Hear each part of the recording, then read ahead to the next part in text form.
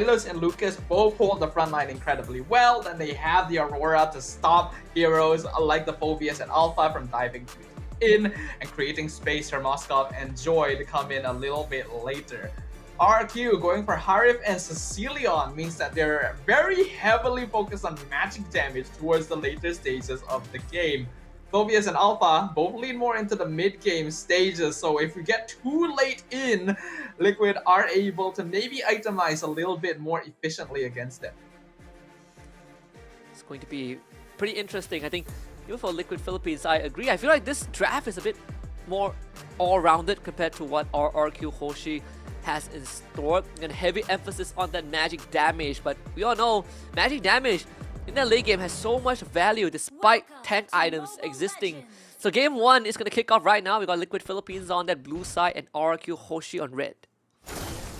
Two Titanic teams on the Land of Dawn right now. RQ performing respectively in the recent M6 World Championship. Team Liquid having difficulty adjusting to the new meta and not making it onto the world stage. Now eager to prove themselves with TC playing on a very mechanical assassin jungler. This is going to be a fun one, folks. He's going to secure the Little Wonder for sure.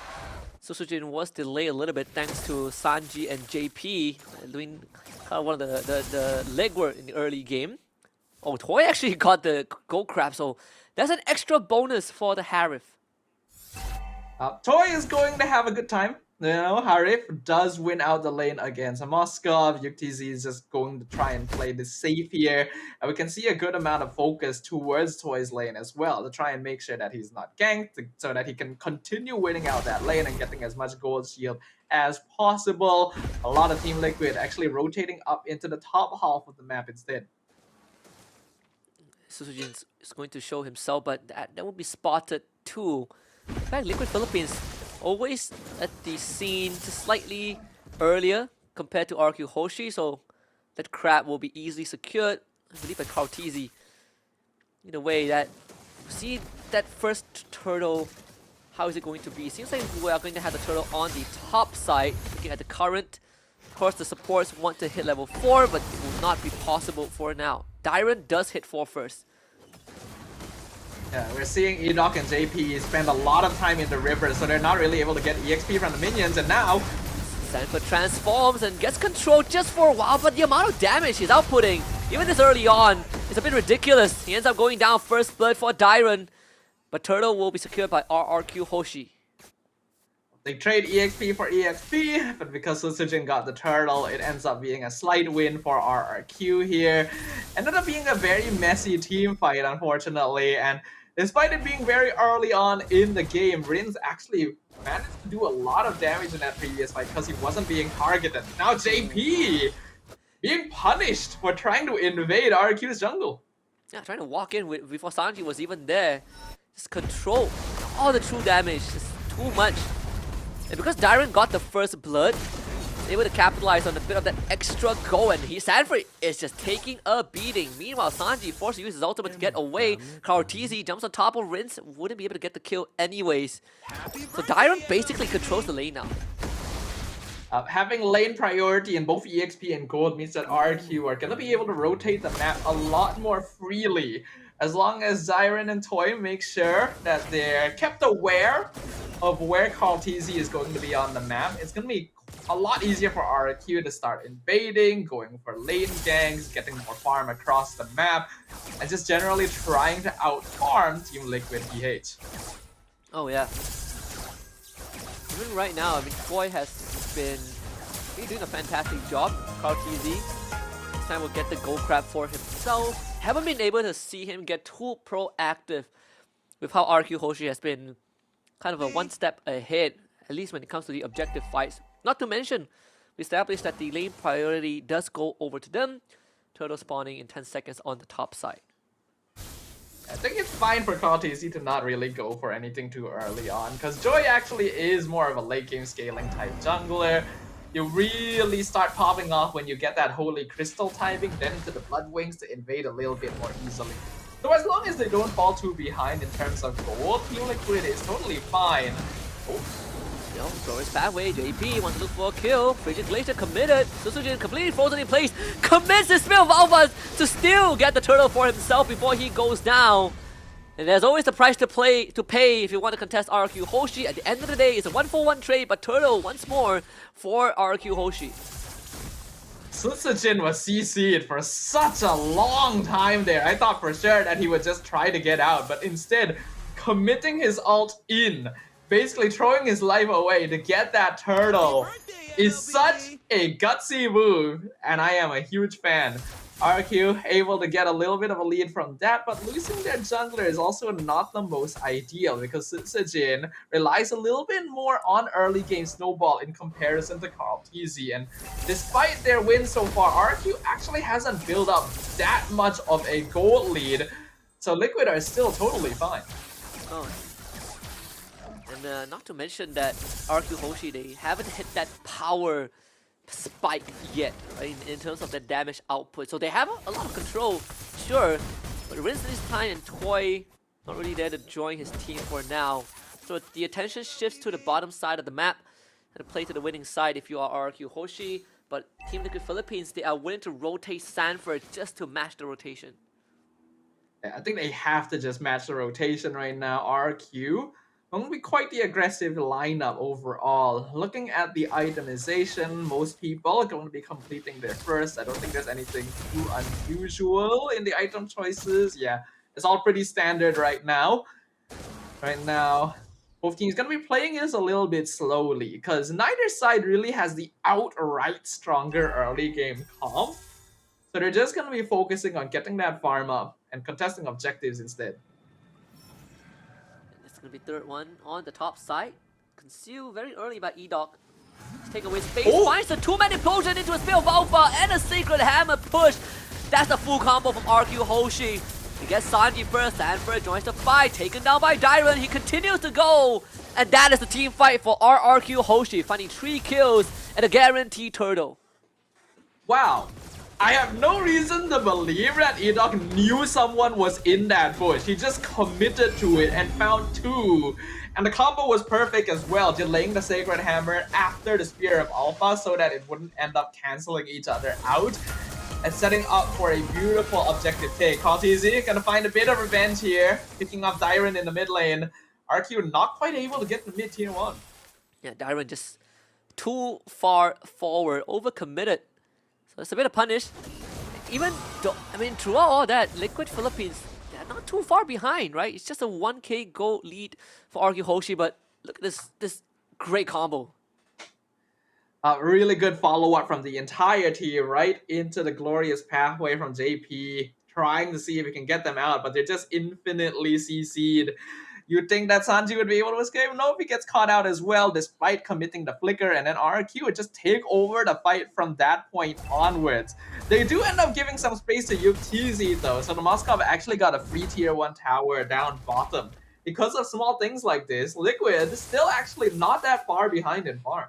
Yeah, not to mention that, at least for RRQ Hoshi, they were able to get Toy into the fight, so he kind of now 2-0. E-Dog, not the best target to go on. Another implosion.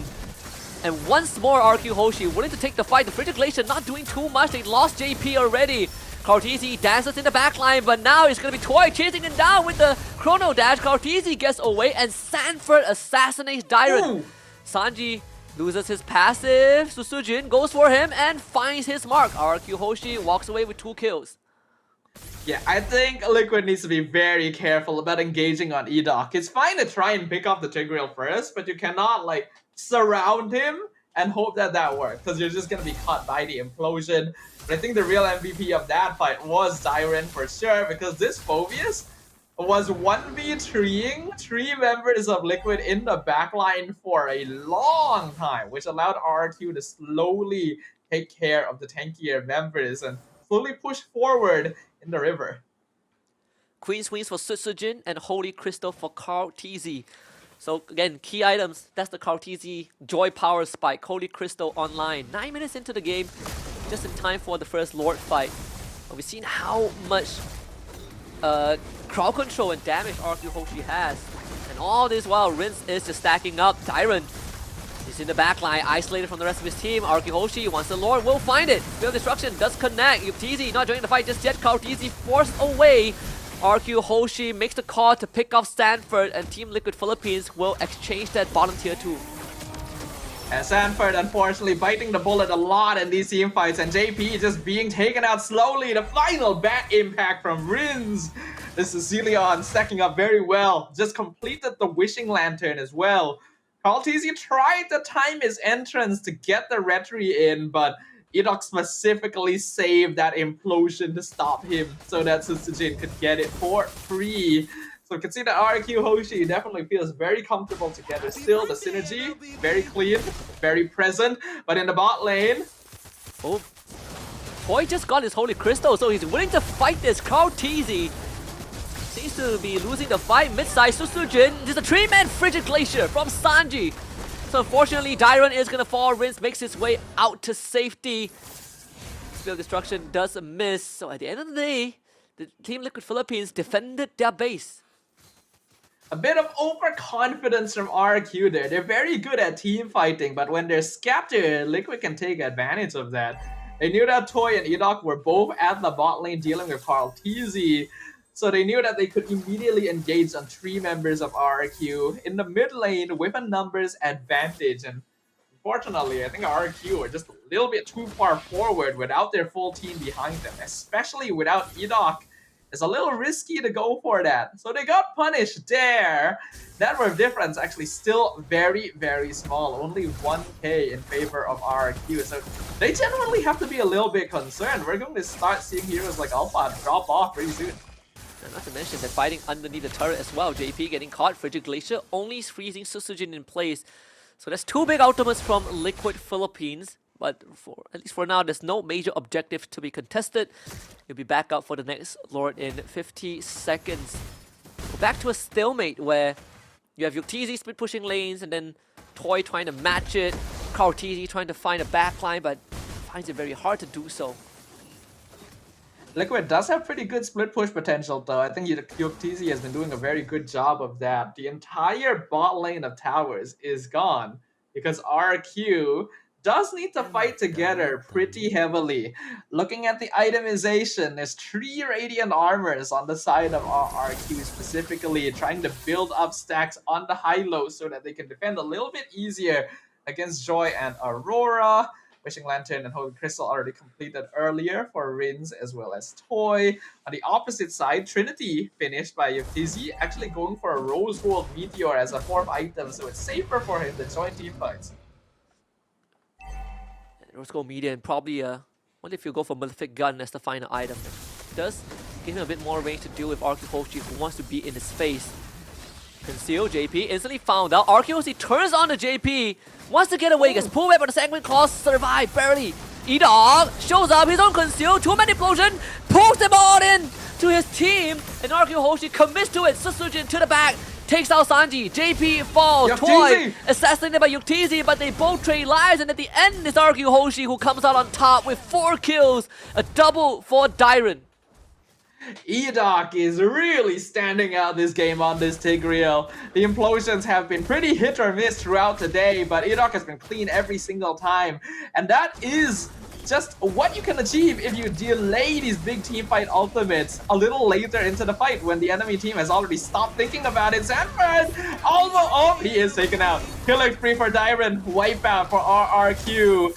Sanji and JP will respawn in time to defend the tower, but not to stop Susujin from getting the Lord.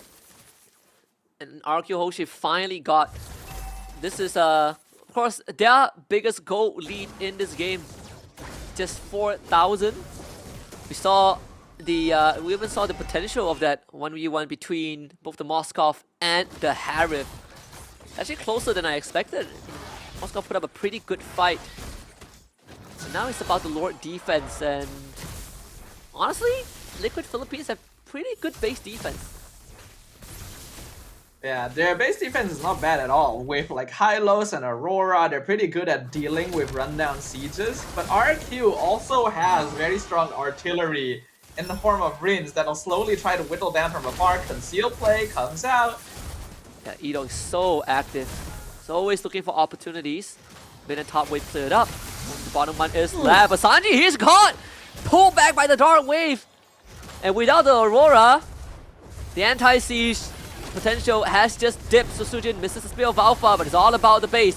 RRQ Hoshi is slowly trying to strangle Team Liquid Philippines in their own base. The full engage, so Sujin in the midst of things, but led by Dairon and Edok.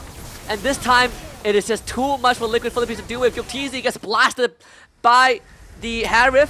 Game 1 for RRQ Hoshi. The Kings of Kings turning Team Liquid into puddles on the floor as they are melted down.